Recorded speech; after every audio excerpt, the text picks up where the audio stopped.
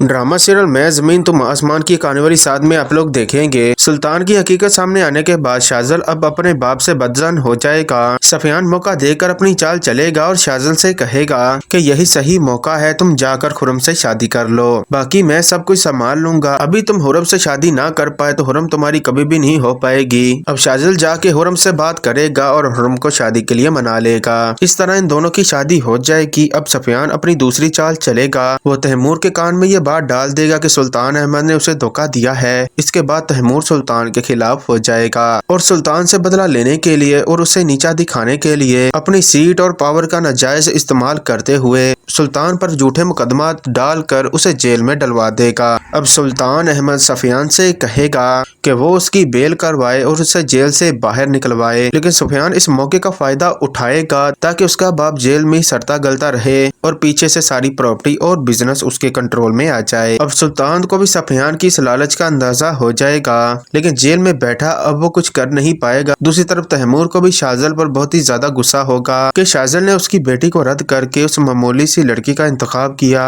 अब तैमूर शाहजल खुरम उसके घर वालों को भी तबाह करने की ठान लेगा। ऐसे में सुल्तान सोचेगा कि तैमूर को तो वैसे रोका नहीं जा सकता क्योंकि इस वक्त सारी पावर उसके हाथ में है, लेकिन अगर उसे हुरम की हकीकत बता दी जाए तो सारी गेम उलट सकती है। तो अब सुल्तान तैमूर को बुलाकर उसे सारी हकीकत बताएगा कि जिस लड़की को वो मामूली लड़की समझ रहा है वो कोई और नहीं बल्कि उसी का ही अपना खून है जो कि जिंदा है। अब तैमूर को इस बात पर यकीन नहीं आएगा और वो समझेगा कि ये सब कुछ सुल्तान की चाल है, लेकिन जब वो अपने जराये से मालूम करवाएगा तो सारी हकीकत उसके सामने आ जाएगी। फिर वो फैसला नहीं कर पाएगा कि अब वो क्या करे। एक तरफ उसकी बेटी जोया है जो शाहजल से बेपनाह मोहब्बत करती है और दूसरी तरफ जो कि उसकी दूसरी बेटी जो कि अब शाहजल की बीवी है। इस तरह तैमूर बुरी तरह फंस जाएगा कि वो फैसला किसके हक में करे।